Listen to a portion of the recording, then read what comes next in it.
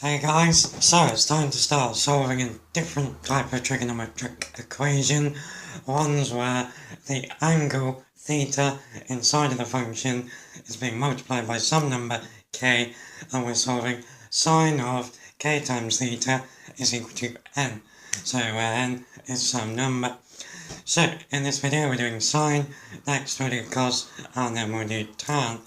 So there's quite a few different ways you can go about solving these. The whole idea of me doing these videos is that I'm trying to make A-level maths as simple as possible to you. So here I'm going to present the method that I think is the simplest way. So before we get to solving them, it's a good idea now to mention in a bit more detail what the period of a function is. So in particular here we're going to be looking at the period of sine theta. So the period of a function is basically the distance that we can go along the x-axis before the function or the graph of the function starts to repeat itself again. So for example, if we had this point here on the function of sine of x, now this is at 0 and the graph is going up. It has a positive gradient, so it's increasing. So where on the function is the next place where that happens? Well, it's not that first x-intercept, because at that point, yes, we are going through the x-axis, but the function is decreasing, so that is not repeating itself. So the next point where this is exactly the same is over here at 360. So we say then the period of sine theta is 360 degrees. So in terms of solutions, this is really useful for us. Let's say we wanted to solve sine of theta was equal to 1. Then what we're finding are the points where sine of theta hits the line y equals 1. So we know this first one happens when theta is equal to 90. Now, the next time that happens is going to be after one period of the function. So, to get from this value of theta to this value of theta, we add 360. So, the value at this point is 450. So, in terms of solving these guys, this notion is going to be really handy to us. So let's do some examples. Okay, first example then. So we want to solve sine of 2 theta equals 1/2 for 0 to 360. So the method we're going to use is called changing the interval. There are quite a few different methods we could use, but I honestly think this is the simplest. So changing the interval, what does that mean? Well, the interval that we're starting with is theta between 0 and 360. Now, our function is sine of 2 theta. So, we're going to multiply that whole interval by 2. So, we're going to get 0 is less than or equal to 2 theta is less than or equal to 720. So far, that should make sense. If we want in values of theta between 0 and 360, values of 2 theta then are going to be between 0 and 720. So, using this method, we don't need to faff around transforming the graphs. That's why I think this method is the winner. So what we're going to do now is sketch sine of theta but between 0 and 720. So, sketches, remember, don't have to be masterpieces, and I'm only going to sketch the whole thing in this first example. We don't need to, as long as we're happy with the notion of the period of the function. So, what we then want to do is, if we, well, first of all I suppose, let's label the axes. So, this is 180, 360, 540, and then 720 at the end. Now, we've got sine 2 theta is equal to 1/2.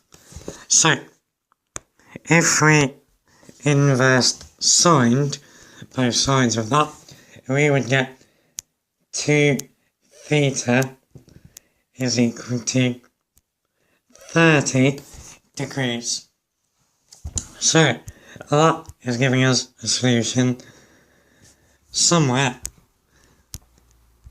I haven't drawn my line in, so remember what we're solving is where sine of theta hits the line y equals 1/2. So this first value is somewhere back here where this is 30 degrees. So we also know that this second solution is 30 degrees back from 180. So this second one is 150. So that's our next value for 2 theta. So 2 theta is 150. Now, we're now going to use the period of sine theta to find these two guys up here. We could of course just use the values on the graph, but as I said, I'm not going to sketch the whole graph in the following examples. So, this first guy here is 360 degrees on from this first guy here. So we're going to add 360. So that's going to give us a value for 2 theta. So 2 theta is 30 plus 360. And then our last one is going to be 360 degrees on from 150 to get to that second solution on the second period. So that's going to give us 2 theta is equal to 150 plus 360. So 150 plus 360 is 510. And for the last one, 30 at 360 is 390. So what we've got there is our values of 2 theta that we want. Now we need to divide each of these by 2 to get our values of theta. So for the first one, 2 theta is 30, going to give us theta is 15. Our second one, 2 theta is 150, give us theta is 75. And then when 2 theta is 390, dividing that by 2 gives us theta is 195. And then our last one, when 2 theta is 510. Theta is equal to 255. So there in green are our 4 solutions to this problem. Good times. Okay, next example, we want to solve sine 3 theta equals root 2 over 2 in the interval 0 is less than or equal to theta, which is less than or equal to 360. So, first job, change the interval. We got 3 theta, so we're going to multiply it by 3. So our interval is going to become 0 less than or equal to 3 theta. It's less than or equal to 3 times 360 is 1080.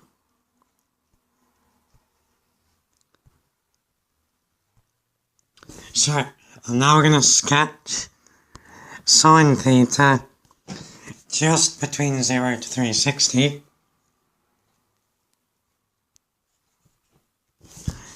Changing colour when well.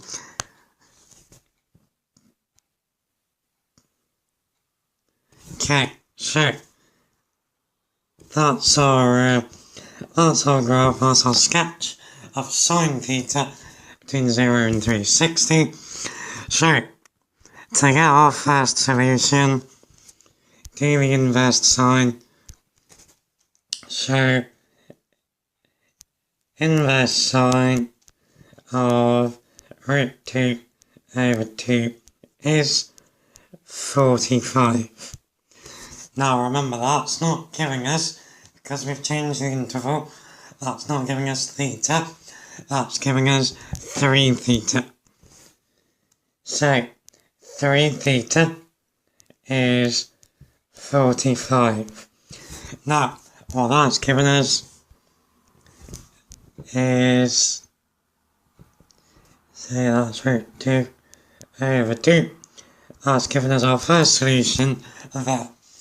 So, before we worry about the second one, let's add 360 to 45. And that will give us our next value for 3 theta. It's just another period along the x-axis. So 45 at 360 is 405. Let's add another 360, so we'll get 765. Do we need to add another 360? Well, if we added 300, we'd have 1065, and then if we add 60, we're going to be out of our interval. We're going to be above 1080, so we can stop there. Now what I'm going to do for each of those is divide by 3 to get my first 3 values of theta. So 45 divided by 3 is 15. 405 divided by 3 is, well, that's gonna be 135.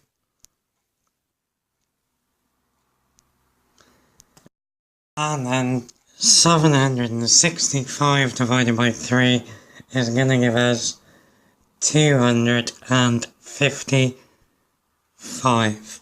So there in green are 3 of our values for theta. But that was only using the first solution.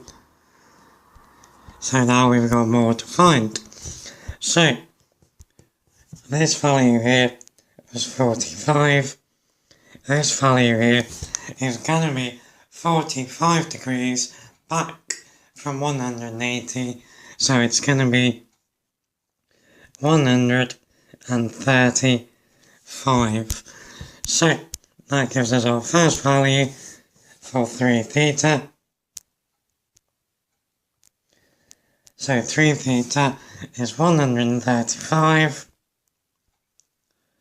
Then add 360, so we're then going to get 495, and then 360 again is gonna be 855. So there are the three values for 3 theta. We now need to find our values for theta. So we divide each of these by 3. So theta is 45. 495 divided by 3 is 100 and... why don't I ever use a calculator? So it's going to be 165.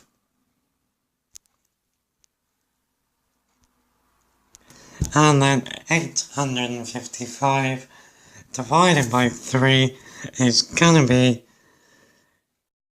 285. Good times. So there in green are our 6 values of theta. So we just got 6 values of theta. Why is that? If we were just solving... So if we were solving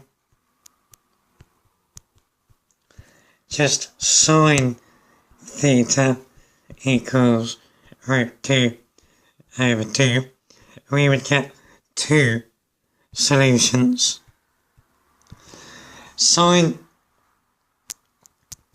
3 theta, we have just shown, has 6 solutions. So, why is that? Well, if we were using transformations of functions, what would be happening is our graphs would be getting squat. So sine 3 of theta, or sine of 3 theta, is going to look something like that in one lot of 360 degrees. So a line root 2 over 2 would hit the graph of sine of 3 theta 6 times. We're not using transformations though, because I think it's a lot more confusing, but this is what's going on in the background.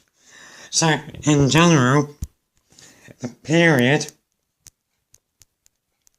of sine of k theta is 1 over, 360 over k. So, for example, the period of sine 3 theta is 360 divided by 3, which would be 120. So, sine 3 theta has 3 whole cycles or periods in the time that sine of theta has 1. Okay, last example for sine then, so we want to solve sine of theta over 2 is equal to minus 1/2 between minus 180 and positive 180. So, first of all, change the interval. So this time we've got theta over 2, so we're dividing everything in the interval by 2. So we're going to get minus 90 is less than or equal to theta, which is less than or equal to, theta over 2, which is less than or equal to positive 90. So, if we sketch our graph, now we're going to sketch our graph between minus 180 and positive 180. So that's not a good place to draw the y-axis. Okay, so sine of theta in this interval looks like that. So this is 180 And this back here is minus 180. Okay, so if we inverse sine of minus 1/2, so the inverse sine of minus 1/2 would give us minus 30. So that is giving us then theta over 2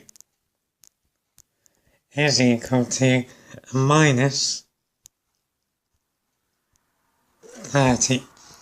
So, to get our value of theta from that, we're now going to multiply both sides by 2. So we would get theta equals minus 60. Now, do we need to do any more of that? Well, the answer is no. That is actually our only solution. Why?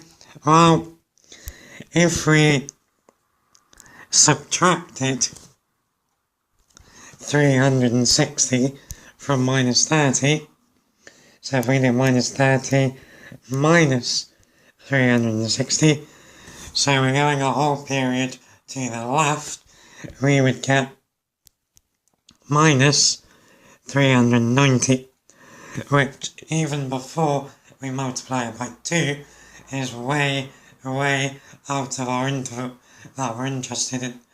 Now, the other solution on the graph as well, so our first one was here at minus 30, our next one is going to be over here, 30 to the right of minus 180. So this would be minus 150. So again, if we multiplied minus 150 by 2 to get theta, we'd have minus 300. But that is not in the interval that we're interested in. So theta equals minus 60 is our only answer for that guy. Again, what's happened there? Sine would usually have two solutions in the interval or in a 360-degree interval, but we've got sine of theta over 2. So what that's doing is slowing up the period of